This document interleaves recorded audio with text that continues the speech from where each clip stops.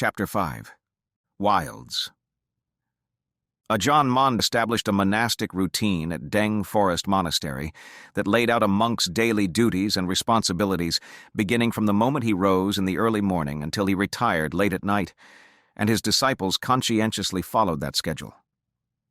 Rising in the early hours before dawn, the monks got up quickly, washed their faces in cold water to liven up, then stepped onto their meditation paths to pace back and forth until all drowsiness had been dispelled. As dawn broke, each monk descended from his hut carrying his bowl and robes and hastened to the dining hall. The gathered monks began their chores by scrubbing and sweeping the hardwood floor and railings, after which they placed their sitting cloths on the clean floor, rinsed out their alms bowls with cold water, and set the bowls at their seats in preparation for the day's alms round. In the time remaining before the walk to the village, they swept the grounds around the dining hall in all directions. When the early morning light was bright enough to leave for alms round, each monk re-entered the hall, put on his upper and outer robes, slung his alms bowl over one shoulder, and started walking with the others toward the village to collect alms. Upon returning to the monastery, he hung his outer robe in the sun, put on his upper robe, and attended to the food he'd received in his bowl. Once all the monks were seated, Ajaan Mun led them in chanting the blessing, rejoicing in the generosity of the givers and wishing peace and happiness to all living beings. Before beginning the meal, each monk focused on the food he was preparing to eat, reflecting on its nature and its purpose as follows. The food I am about to consume is eaten simply for the purpose of maintaining the body's health and longevity and relieving its various afflictions. Eating this meal as a support for living the holy life, I will conduct myself blamelessly and live a simple life. After finishing his meal, each monk carried his empty bowl to the washing area outside, scrubbed it clean, dried it in the sun, put it in a carrying case, and returned it to his hut, where he placed it neatly in one corner. The bowl's lid was left slightly open to allow any residual food odors to escape. The monk took time to pick and brush his teeth and attend to his toilet needs. After that, he might take a short rest, but would not fall asleep. When he felt refreshed, he rose to pay respects to the small Buddha statue in his hut, and sat down to begin meditating on his preferred meditation theme. If he continued to feel drowsy, he would step outside his hut and onto his walking meditation path to focus his attention on the body in motion.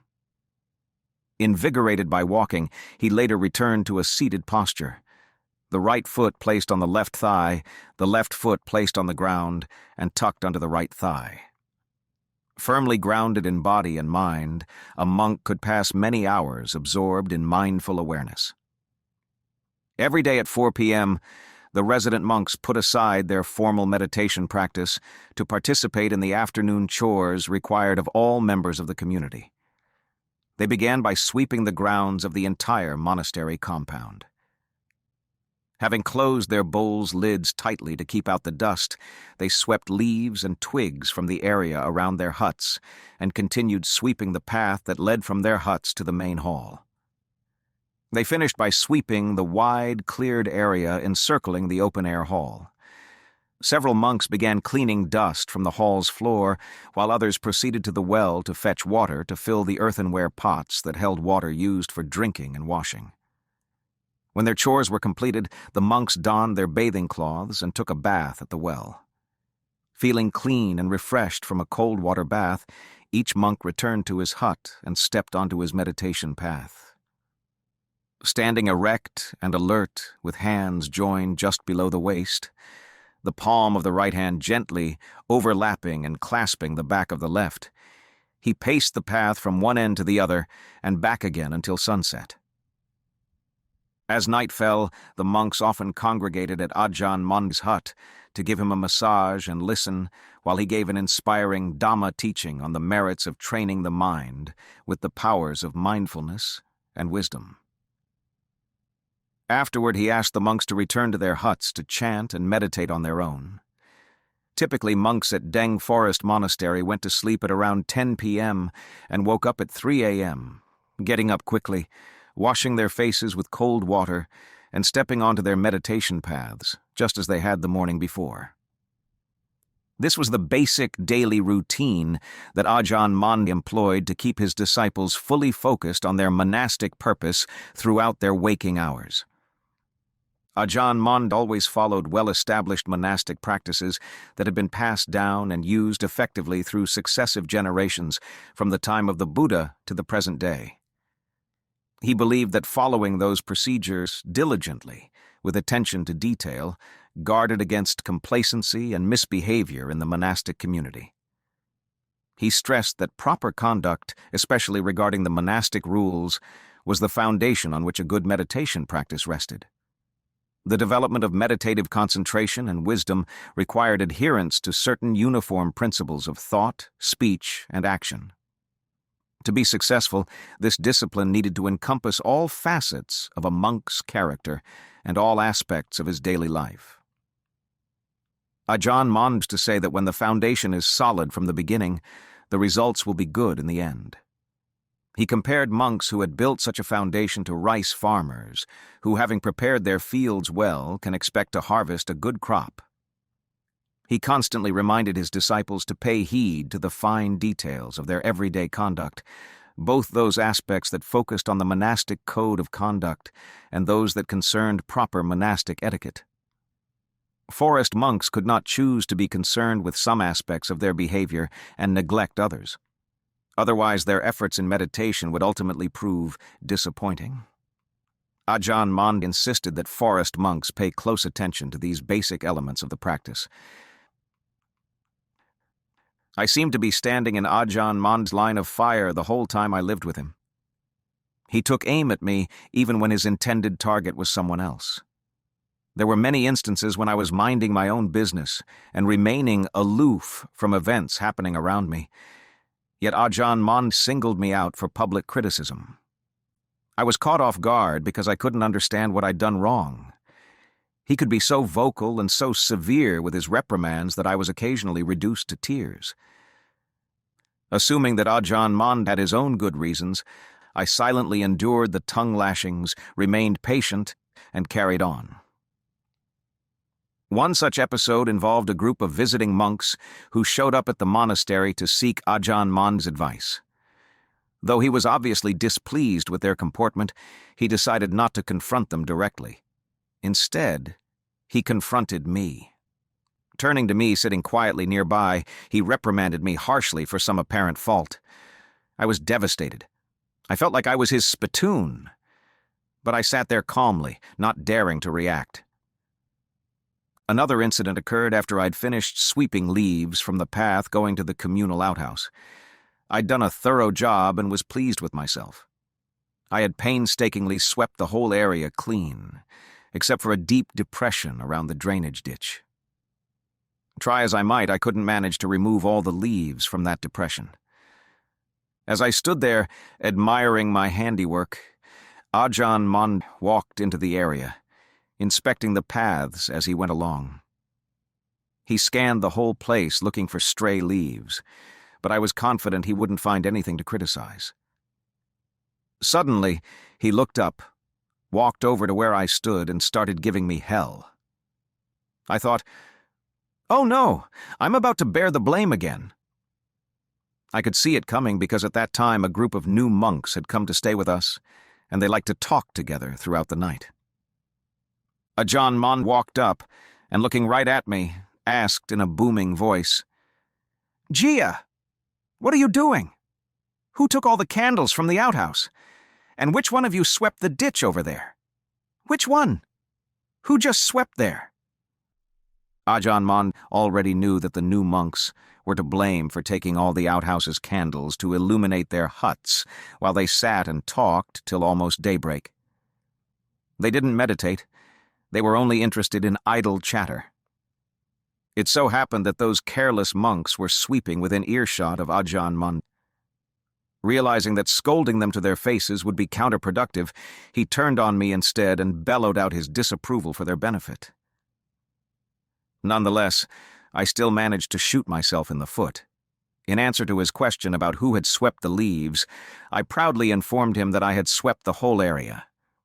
His voice descended like a hammer blow, which startled me because I was unprepared. "You've gone over the heads of Ajaan Gongma and Ajaan Lee to reach me. Now you must make good use of this opportunity. If you insist on misbehaving, I'm telling you, don't stay here. Get out. Go right now and don't come back if this is the way you want to behave. Get out. Leave. Now." The intensity of his rebuke shook me to the core, and inwardly I bowed to his authority. Meanwhile, the new monks had heard what Ajaan Mun said, loud and clear, and they were rattled. They looked at each other in panic and quickly hurried off in separate directions. But they failed to take his words to heart and see the reprimand as a warning directed at them. Instead, they were amused that Tanjia had received a scolding and soon began criticizing me for my perceived shortcomings. In the end, none of those monks were the wiser for Ajaan Mun's teaching. Stubborn and heedless, they neglected to see their own faults, but instead saw faults only in others. Ajaan Mun's indirect approach was characteristic of his teaching style. If he couldn't get through to the recalcitrant monks among us, he made sure that the rest of us got the message loud and clear. He refused to allow us any leeway when it came to inappropriate or undignified behavior. It was unfortunate that certain monks came with the intention to learn Dhamma from Ajaan Mun, only to turn a deaf ear to his teachings. Given their attitude, I was baffled as to what kind of lessons they expected to learn from him. In the end, although they were the ones acting like a bunch of swine, it was usually my head that ended up on the chopping block. The fact that Ajaan Mun often treated me like a punching bag was unsettling and disheartening to the point where I sometimes began to question his motives. But in my heart, I accepted that he had valid reasons for his teaching methods, and I deferred to his wisdom. Ultimately, I loved Ajaan Mun like a father. I had lived with Ajaan Mun at Deng Forest Monastery for several months when he received a letter inviting him to join a group of distinguished senior monks at Chedi Luang Monastery in Chiang Mai for a special ceremony honoring the occasion of Makha Puja. This annual ceremony celebrates a gathering held between the Buddha and 1,250 of his Arahant disciples, at which the Buddha summarized the basic principles of his teachings as doing good actions, refraining from bad actions, and purifying the mind. By coincidence, the letter arrived when Ajaan Mun was suffering from a bout of malaria. The high fever, chills, nausea, vomiting, and fatigue that he experienced meant that he was not well enough to travel such a long distance. Consequently, and to my surprise, Ajaan Mun asked me to attend the ceremony on his behalf. He wrote a letter to the abbot introducing me as his representative and told me to deliver it to the abbot in person. I did what he asked and felt honored to do so. I left Deng Forest Monastery with tears in my eyes. I worried about Ajaan Mun's worsening condition the whole time I was away. I felt that my fellow monks at the monastery lacked the necessary experience to take care of him in a manner that suited his temperament and took account of his needs. Up to that point, I had served as Ajaan Mun's personal attendant, performing the daily chores at his residence, preparing and washing his bowl and robes, arranging the toothsticks, washing the spittoon and replenishing the drinking water, sweeping and cleaning his residence, giving him a nightly massage, and ministering to him in times of illness. I prepared the water for Ajaan Mun's evening bath, making sure it was the right temperature. I massaged his arms and legs to relieve the stress of aches and pains. I boiled water for his afternoon tea and cleaned the cup when he finished drinking. I washed his robes in a timely manner and laundered his other cloth requisites until they were clean. All those chores were accomplished with mindfulness and wisdom to the best of my ability, giving all my energy to those tasks as if my life depended on his well-being. I never tired of serving my teacher. Everything had to be ready on time and done just the way he preferred it. Out of deep devotion, I gladly took the responsibility of caring for his every need. Not even my own parents had been treated so well. My attitude was strange, really, because it was out of character for me to devote so much time and energy to the needs of another person. By nature, I instinctively preferred to focus my time and energy on my own practice. How could I suddenly be so neat and tidy with someone else's requisites when my own hut always looked messy and unkept? Although I felt indifferent to my own living conditions, I would not tolerate the slightest neglect of the high standards that Ajaan Mun demanded of me. No matter how much stress and strain that attention to detail entailed, I always rushed back to be close by his side. I felt that a special kinship existed between the two of us. Perhaps I had a past life connection with Ajaan Mun. Perhaps our karmic paths had crossed long ago in lives of Buddhist endeavor.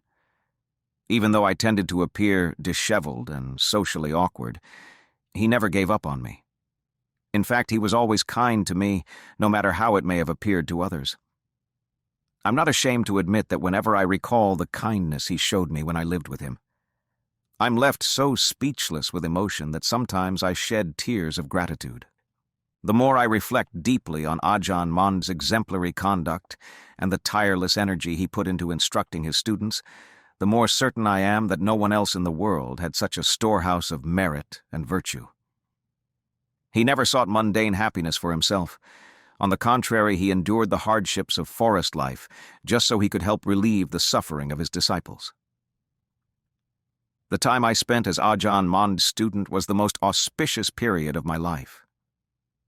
To me, he was the embodiment of the Buddha's teachings on Dhamma and Vinaya. As a fully awakened arahant, he was revered by humans and celestial beings from all realms of existence. As soon as the Maka Puja ceremony at Chediluang Monastery concluded, I hurried back from Chiang Mai to help look after my teacher, whose malarial symptoms had worsened in the interim. He continued to suffer bouts of high fever, followed by cold sweats and chills. He hadn't eaten any food the whole time I was gone. Ajaan Mun had been struggling with malarial symptoms off and on for years. He further aggravated those symptoms while on a visit to a hill tribe village where he had been invited to preside over a local merit-making function. Feeling unwell even before he left, he made the long trip through the mountains on foot as a favor to a longtime supporter who was hosting the event. The strain of the journey worsened his condition, causing a sharp spike in his fever. Malarial parasites had begun to infect his brain, which made him feel nauseous and disoriented. Despite this severe disability, Ajaan Mun made the trek back to Deng Forest Monastery on foot as soon as the merit-making function ended. That long march was a trip to remember for the young hill tribesmen who accompanied him. He was amazed by the speed with which Ajaan Mun covered the distance over mountains and through valleys despite his ailing health. He exclaimed to us when they arrived that, even though he'd hiked in those mountains all his life, he couldn't keep up with the old and sickly monk he was escorting. The way Ajaan Mun glided effortlessly along the forest paths without tiring left the young man gasping for air as he tried to keep up with him. The whole experience made him wonder what the trip would have been like had Ajaan Mun been in good health. In any event, Ajaan Mun arrived back long before his young escort. Back at the monastery, Ajaan Mun's condition continued to deteriorate. Fearing the worst, Nan Deng, a devout supporter from Chiang Mai, entreated Ajaan Mun to travel to McCormick Hospital in Chiang Mai for treatment, and he agreed. In those days, there were no roads linking the monastery to the city, so we were obliged to travel there on foot. We soon set off together. Ajaan Mun walked ahead at his usual rapid pace, his walking stick tapping out the rhythm of his steps. I followed behind, carrying 2 alms bowls slung across my shoulders, trying desperately to keep up. His capacity for tolerating acute pain and discomfort was second to none. Finally arriving at Chiang Mai City, we stopped briefly to rest at Chediluang Monastery before proceeding to the hospital. Nan Deng and other local supporters took care of all the arrangements for Ajaan Mun's admission to McCormick Hospital, which had been founded by a group of Christian missionaries. Catering mostly to wealthy patients, it offered the most advanced care in the city at that time. The abbot of Chedi Luang Monastery arranged for a specialist to supervise Ajaan Mun's medical care. After administering several standard remedies for cerebral malaria, which showed only negligible results, the doctor was unwilling to give an assurance about Ajaan Mun's recovery. He whispered to the abbot that he'd reached the limit of what he could do to help. The condition was life-threatening. He was concerned that as the hours passed, Ajaan Mun might slip into a coma. As soon as the doctor left the room, Ajaan Mun called the abbot to his bedside and asked what the doctor had said. When told, he assured the abbot that he would not die from this illness, so everyone should remain calm and not panic. Calling all of us together, he explained what he intended to do next. He had investigated his condition thoroughly and concluded that only the therapeutic powers of Dhamma could effect a cure for the illness. He then specified a secluded location not far from Chiang Mai, known as Pur Forest, where he asked to be taken. The abbot immediately arranged to send him to Pur Forest. Before Ajaan Mun left the hospital to head for Pur Forest, I took his leave, hiked back to Deng Forest Monastery, and reported his decision to the interim abbot, Ajaan Prom Chirapunyo. That same night, Ajaan Prom called a meeting of the monastic community and inquired as to who among the monks present would volunteer to look after Ajaan Mun's needs at Pur Forest. Without hesitation, I raised my hand. Ajaan Prom kept looking around the room, but no one else made a gesture. They all sat quietly with heads bowed. The other monks didn't dare to speak up. They were too afraid of Ajaan Mun, who had a reputation for fierceness and harsh admonishments. I looked at the monk sitting beside me, Tan Ta Piak, whom I had known from the time we lived together at Saingam Forest Monastery in Chantaburi. I leaned over and spoke softly, encouraging him to join me. Would he go with me to take care of Ajaan Mun? Tan Ta Piak nodded, and having received Ajaan Prom's consent, we agreed to leave the next morning. We started the trek back to Chiang Mai after the morning meal and didn't arrive until 9 at night, almost 12 hours on our feet. By contrast, when Ajaan Mun and I walked to Chiang Mai, we left at the same time after the meal, but arrived in Chiang Mai at 5 in the afternoon. That's 4 hours faster, and Ajaan Mun was sick with malaria. The problem was that Tan Ta Piak, though young, walked the forest trails very slowly, resting often. We spent that night at Chedi Luang Monastery in Chiang Mai. The following morning, Nan Dang arrived with a car, picked us up, and drove us to Pur Forest, where we respectfully greeted Ajaan Mun and bowed at his feet. His thin, gaunt appearance worried us. Clearly the malaria still raged inside his body. He'd lost more weight, and his strength appeared to be waning, as though life energy was draining from his haggard form. Simply walking required one person on either side to prop him up and prevent him from falling over. But remarkably, his radiant inner presence showed no signs of sickness or infirmity. He uttered not a single complaint about his worsening condition. He didn't groan or bemoan his fate. His indomitable character made Ajaan Mun an easy patient to nurse. Even the doctors were impressed by his unflappable equanimity in the face of intense suffering. He projected such a feeling of warmth and tranquility that everyone around him felt soothed and reassured. In times of illness, Ajaan Mun preferred to employ the therapeutic powers of Dhamma to manage the pain and bring about an effective cure. This method entailed investigating painful bodily feelings with an intense, incisive degree of mindfulness and wisdom. He viewed all pain as a manifestation of the noble truth of suffering. The weakness and exhaustion he displayed externally resembled that of any other sick person. But internally, mindfulness and wisdom rose in his heart like warriors preparing to do battle, ensuring that no amount of pain affected his presence of mind. If the Dhamma troops succeeded, the symptoms would abate and health would be restored. If, however, Ajaan Mun were to die on the battlefield, he would die undefeated. He praised monks who remained self-controlled during onslaughts of painful feelings, calling them worthy representatives of the warrior spirit that's expected of Dhutanga monks. In critical situations, they stood their ground and put up a strong fight. No matter how overwhelming the pain, a Dhutanga monk's mindfulness and wisdom never retreated or conceded defeat. Even in death, he was triumphant. Ajaan Mun used inspirational teaching methods to boost his disciples' fighting spirit, regardless of whether they were sick or healthy. He insisted that his monks act like warriors fighting to rescue themselves from mortal danger.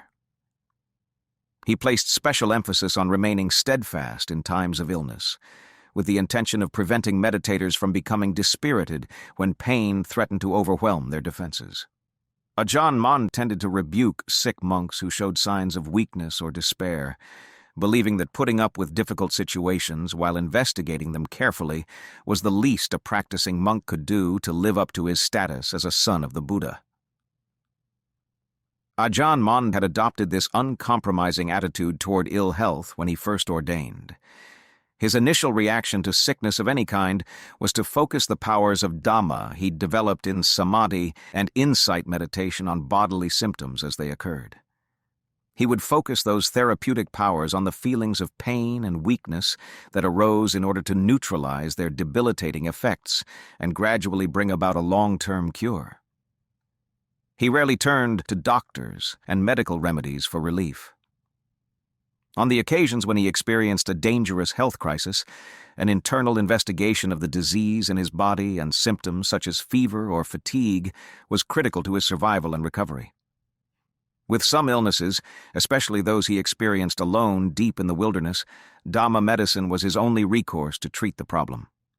At such times, mindfulness and wisdom worked day and night to bring his physical condition back from the brink. Ajaan Mun had struggled with chronic stomach pains since childhood. Every time this condition flared up, the abdominal pains became so severe that he couldn't move without causing more pain. His only source of relief was meditation, using wisdom techniques to keep his mind in the present and work with the effects of the searing pain. His stomach problem became so acute and persistent at times that the condition appeared to be life-threatening. Under those circumstances, an ordinary, untrained person who relied only on doctors and medicines would surely have succumbed to the illness. Likewise, if Ajaan Mun had depended solely on external support, as though he lacked a nose of his own to breathe with, he would surely have died in agony at some remote forest location. Instead, he relied on calling forth the therapeutic power of Dhamma to escape from the clutches of death. He said that as soon as the symptoms of illness started to appear, the therapeutic properties of his meditation responded immediately and began to bring relief. As a result, he showed little interest in conventional medicines. Even as his vitality steadily declined in old age, he continued to apply Dhamma medicine to maintain harmony in his bodily elements. When Ajaan Mun addressed a sick monk, he brought up his own experiences as examples to follow. He would say, "When the body is sick with a high fever and relentless pain, immediately summon the therapeutic power of Dhamma and use it to deal with those debilitating conditions. When this method is practiced with persistence, the sickness will abate and its symptoms will subside on their own. When you have courage to fortify yourself and mindfulness and wisdom as your guides, the painful feelings caused by illness can be overcome. This approach fosters a solid basis of Dhamma in the heart that will serve you well not only in times of sickness, but also in times of good health. Mindfulness and wisdom teach you to understand the connection between body, pain, and mind. When their relationship is clearly understood, painful feelings will never again be a cause for concern.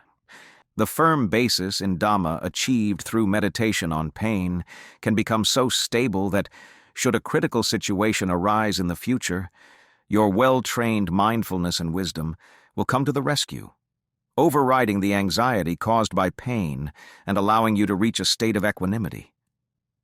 When death becomes imminent, you will not feel weak or disheartened, and thus will not be overwhelmed.